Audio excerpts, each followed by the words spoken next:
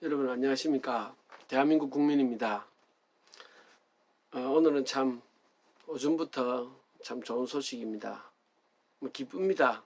달리 윤석열 검찰총장이 조국의 마누라인 정경심이를 기소한 사건이 참 오늘 아침 9월 7일 아침 그 대한민국 우파 국민들에게 참 기쁨을 안겨주는 것 같습니다. 예. 어제 조국의 청문회를 보면서 많은 대한민국 국민들이 분노하고 또 정말 용서할 수 없다라는 그 감정들을 참 많이 느꼈을 것입니다. 또한 참 수치심도 느꼈을 것입니다. 대한민국의 지도층이라고 하는 자들, 심지어 대학 교수라고 하는 가장 깨끗한 곳에서 가장 깨끗한 법을 가리킨다고 하던 자가 얼마나 썩었는가를 우리는 처절하게 볼 수 있었습니다. 심지어 죽은 자기 아버지까지 팔아가면서 그 권력을 탐욕을 버리지 못하는 조국을 바라보면서 참 안타까움도 있었던 것이 사실입니다. 그래서 저는 어저께 청문회를 보면서 역시 조국은 안 되는구나 라는 생각을 참 가졌습니다만은 참 아슬아슬했습니다. 그러나 아직까지 문재인의 결정이 드러나지 않은 상황에서 장관이 되든 안 되든 국민들의 마음은 이미 조국을 버렸다라고 확신할 수 있다고 생각을 합니다. 어저께 청문회에 있어서 많은 성과들이 나왔습니다만은 저는 무엇보다도 조국이 사회주의자임을 확인했다라는 것이 가장 큰 성과라고 생각을 합니다. 여러분 생각을 한번 해봅시다. 자유민주주의 국가에서 사회주의 사상을 가진 자가 법을 집행하고 법을 만들고 또 그것을 적용시켜가며 마음껏 법 권력을 가지고 국민들을 압제할 수 있는 법무부 장관 자리에 오른다. 이게 가능한 한 이야기겠습니까? 그건 결국 사회주의 국가로 나아가는 디딤돌을 확고하게 만드는 그러한 역할을 하겠다라는 것이었는데 바로 그것이 어제 청문회 말미에 김진태 의원의 질문에 사회주의자임을 나는 자유주의자이면서 사회주의자이다 이런 말도 안 되는 궤변으로 사회주의자임을 고백하게 됐습니다. 결국 사회주의자인 조국을 법무부 장관으로 임명하겠다라는 것은 문재인 정부가 바로 사회주의자 정부다라는 것을 드러냈습니다. 네. 그런데 그래서 우리는 참 안타깝게 이 나라가 어떻게 될 건가 했는데 윤석열 검찰총장이 23시 한 57, 8분경이죠. 그때 정경심이를 기소하는 바람에 우파가 환영하고 오늘 아침까지도 다들 윤석열을 극찬을 하고 있는 상황입니다. 일부는 윤석열을 대통령 후보가입니다 라고까지 이야기하는 것도 있습니다. 그래서 이 사태를 보면서 저는 한 가지 사실 걱정이 되는 부분, 좌파적 사고, 즉 빨갱이들의 그 내부를 한번 생각을 해봤습니다. 뭐냐면은요, 온 언론과 온 우파 매체가 윤석열의 이 참 결정은 정의로운 결정이었다. 그래서 윤석열 총장이 속된 말로 그렇게 할 줄 알았다 이러면서 기쁨으로 맞이하고 있습니다.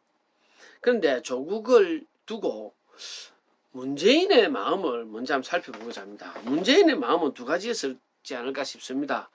한마디로 채택하느냐 버리느냐, 그죠? 예. 그래서 조국을 던져놓고 그건 한 달 가까운 기간 동안 여론을 지켜봤죠. 여론을 지켜보고 여론이 유리하게 흘러가면 조국을 임명을 하고 불리하게 흘러가면 어떻게 해야 되나라는 고민들을 분명히 했을 것입니다. 예, 거기에 이제 드디어 이제 검찰이 동원이 되는 것이죠. 조국 법무부 장관의 증언과 또 증인들, 법무부 장관 청문회에서 증인들과 또 자료들을 검찰 수사 중이다라는 이유로 제출하지 않고 출석시키지 않은 그 모습은 우리가 어저께 청문회에서 지켜볼 수 있었습니다. 왜 자료를 안 냅니까? 검찰 수사 중입니다. 검찰이 밝힐 것입니다. 그것은 윤석열의 수사를 통해서 이미 예견되었던 부분이었죠. 네. 그래서 여론이 좋으면 조국을 임명을 하고 안 좋으면 버릴 것이다. 예, 그래서 버리는 과정 속에서도 버리는 과정 속에서도 바로 어떤 계략을 짰지 않았을까라는 생각이 듭니다. 그게 바로 윤석열의 정경심의 기소죠. 예, 정경심의 기소. 여론이 이제 전혀 조국을 임명하면 안 되겠다라고까지 이제 흘러갔습니다.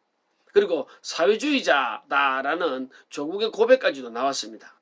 그리고는 조금 있다가 윤석열의 정경심 기소가 보도돼 있죠. 예. 그러면은 두 번째, 조국을 버리는 과정에서는 어땠는가라고 보면 바로 읍참마속의 결단이었다라는 겁니다. 자, 지금 현재 조국을 버리는 결정을 내리게 되면 누가 영웅이 될까요? 한국당이 영웅이 될까요? 아니죠. 조국을 버리면 윤석열이가 영웅이 됩니다. 여러분, 윤석열이가 대한민국의 자유우파 국민을 위해서 싸우겠습니까? 안 그러면 문재인의 하수인일까요? 저는 윤석열이는 문재인의 영원한 하수인이라고 봅니다. 왜냐? 박근혜 대통령 불법 탄핵의 앞잡이였거든요. 확대시켜서 박근혜 대통령과 윤석열이 짜고, 그죠? 나를 탄핵시켜라. 그래가지고 이 땅에 있는 모든 빨갱이들을 다 색출해내버리자. 그런 과정 속에서 윤석열이가 악역을 맡았다. 거기까지는 너무 이거는 말도 안 되는 말 아니겠습니까? 그죠? 그러면은 윤석열이는 문재인의 하수인입니다. 그러면 문재인의 하수인으로서 문재인의 가장 아끼는 조국을 잘랐다. 읍참마속의 앞잡이가 되었다. 그러면 윤석열이가 영웅이 되었어요. 그러면 앞으로 윤석열이의 칼날이 어디로 향하겠습니까? 지난번 국회 선진화법 위반으로 자유한국당 의원들 한 70여 명이 지금 고발되어 있죠.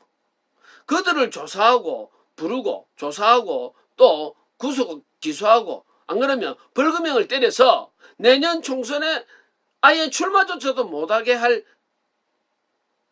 칼을 누가 쥐고 있을까요? 윤석열이가 쥐고 있다는 겁니다. 여러분, 빨갱이들은요, 한마디 좌파들은요, 그렇게 쉽게 포기 안 합니다. 이 좌파 정권은 현재 자기들은 목숨 걸고 정권을 지키려 합니다. 왜냐? 자기들이 자유우파에게 권력을 빼앗기면 자기들이 다 진짜 적폐로 몰려서 제거될 줄 알고 있습니다. 그러면 이들은 목숨 걸고 지키려 하고 무슨 수를 써서라도 정권을 지키려 할 것입니다.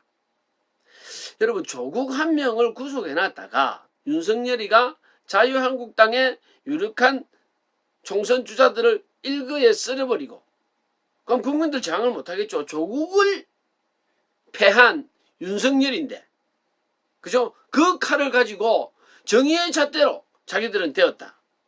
좌우 쏠림 없이 수사했다. 이렇게 되면 여러분, 자유우파는요, 괴물입니다. 말 그대로. 조국 하나를 버리는 것처럼 보이지만 그렇게 우파를 괴멸시키고 난 뒤에 나중에 조국은 얼마든지 중용할 수 있습니다. 이럴 때 자유우파는 좀 더 냉철해져야 되지 않을까, 저는 이런 생각을 해봅니다. 만약 제가 이렇게 하는 이 쓸데없는 말장난 같은 이런 조국을 버리는 읍참마속하고 윤석열을 정의의 칼로 내세워 우파를 괴멸시키려는 이 문재인의 작전이 만약에 맞다면 자유우파는 더 큰 어려움에 봉착하게 된다. 여러분, 여기에서 우리를 구해줄 분은 하나님밖에 없습니다. 하나님이 보호하사 우리나라 만세입니다. 여러분, 정말 냉철한 눈으로 윤석열을 지켜보기를 당부드리겠습니다. 이 땅에 빨갱이 한 마리까지도 모두 다 멸절하는 그날까지, 멸공의 그날을 위하여 화이팅!